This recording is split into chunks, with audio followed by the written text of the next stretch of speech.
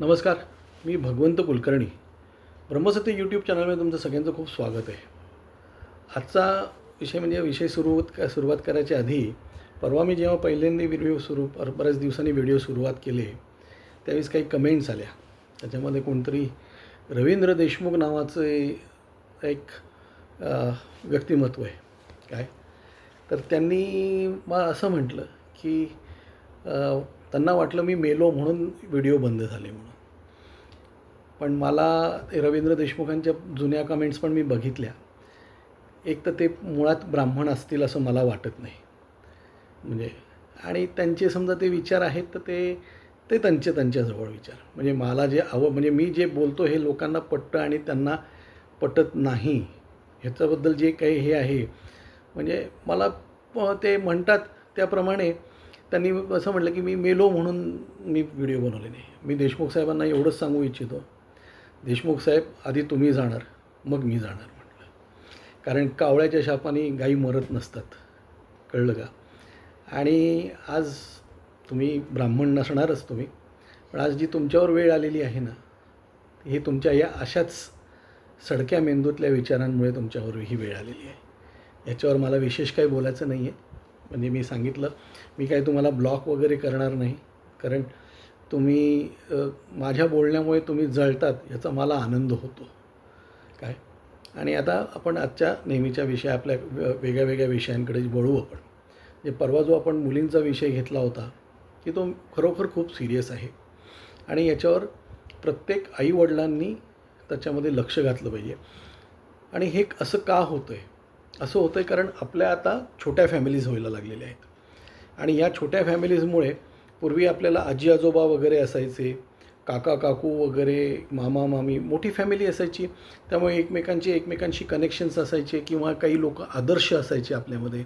बरीच लोक हे आपल्याला आज आदर्श आहेत, पण त्या फॅमिलीज छोट्या झाल्यामुळे संबंध कमी झालेले आहेत. आणि हा धकाधकीच्या जगामध्ये फास्ट लाईफमध्ये खूपच प्रॉब्लेम झालेले आहेत. त्यामुळे आपलं काय म्हणतात त्याला, एकमेकांकडे जाणं येणं खूप कमी झालेलं आहे. दुसरी गोष्ट म्हणजे आपला मुलांवर प्रचंड, म्हणजे हल्ली तर एकच मूल असतं, माझ्या दृष्टीने 2 असायला पाहिजेत प्रत्येकाला. तो प्रत्येकाचा इंडिव्हिज्युअल भाग आहे, त्याच्यावर आपण कधीतरी बोलू. पण ह्या एकच मूल असल्याकारणामुळे किंवा 2च मुलं असल्याकारणामुळे आणि त्या मानाने सुबत्ता भरपूर आल्यामुळे प्रत्येक छान छोकी आपल्या मुलांना आपण देत असतो. त्या छान छोकी देत असताना आपण त्यांच्यावर कुठल्या प्रकारचे संस्कार करत असतो ह्याचा आपण कधीच विचार करत नाही काय.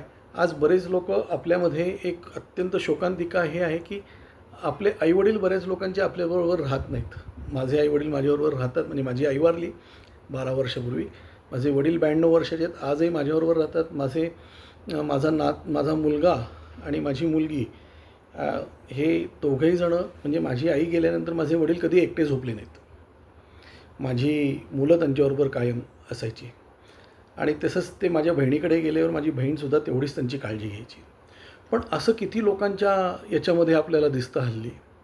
आज आईवडील ही लायबिलिटी झालेली आहे काय. आईवडिलांनी आपल्याकडे कधी लायबिलिटी म्हणून बघितलेलं नाही आहे, पण आईवडील आज आपल्याकडे लायबिलिटीमध्ये झालेले आहेत.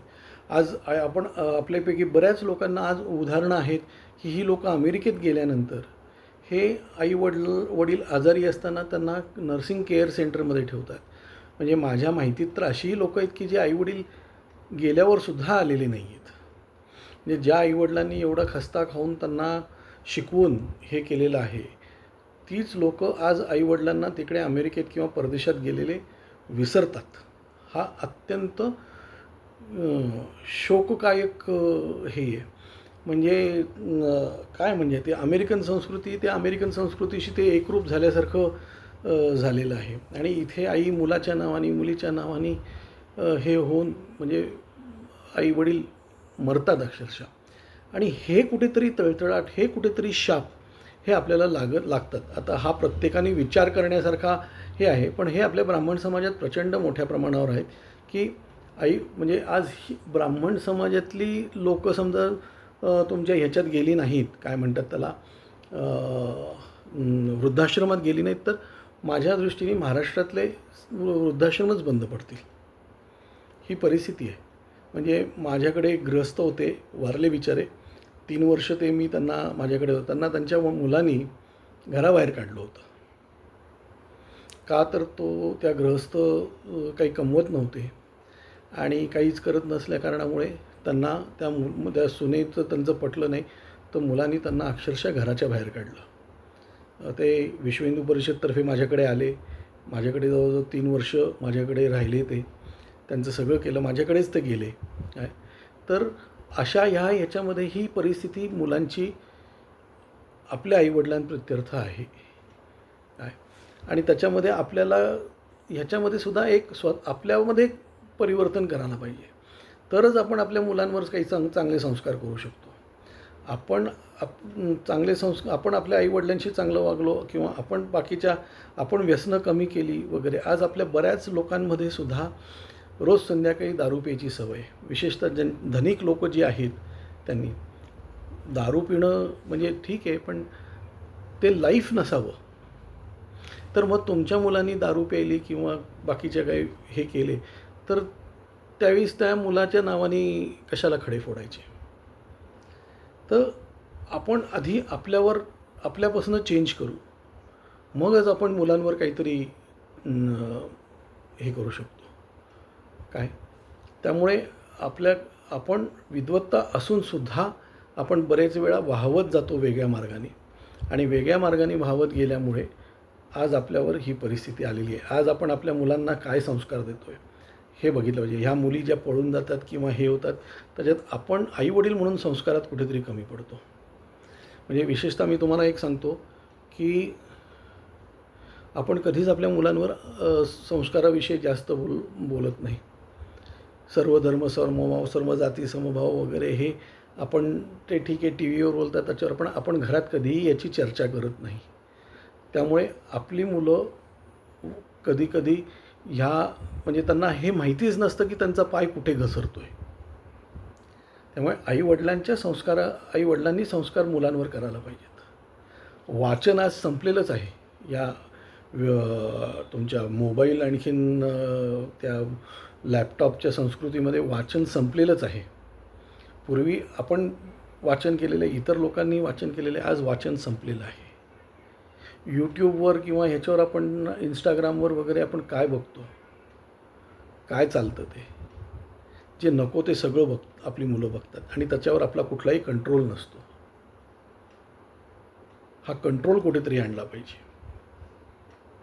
असो, म्हणजे तुमचे पण विचार काय असतील ते मला नक्की सांगावे. आणखीन त्याच्यावर आपण हे मांडून काय करता येईल याच्यावर सोल्युशन काढायलाच पाहिजे. कोणीतरी म्हटलं की त्या मुलांना धडा शिकवायला पाहिजे म्हणून. त्या मुलांना धडा शिकवण्यापेक्षा आपण आपल्या मुलांना सुसंस्कृत करावं, आणखीन काय चांगलं करता येईल, म्हणजे आपली मुलं त्यांच्यापर्यंत जाणारच नाहीत हे बघायला पाहिजे. आपल्या मुली त्यांच्यापर्यंत जाणारच नाहीत. चांगलं काय वाईट काय, समजा आपणच दारू पित असू घरामध्ये तर मुलांना आपण काय हे देणार. आपणच सिगरेट पित असू, आपणच आईवडिलांचा अपमान करत असू, तर ह्या सगळ्या गोष्टीचा विचार करायला पाहिजे. आज एवढंच. धन्यवाद.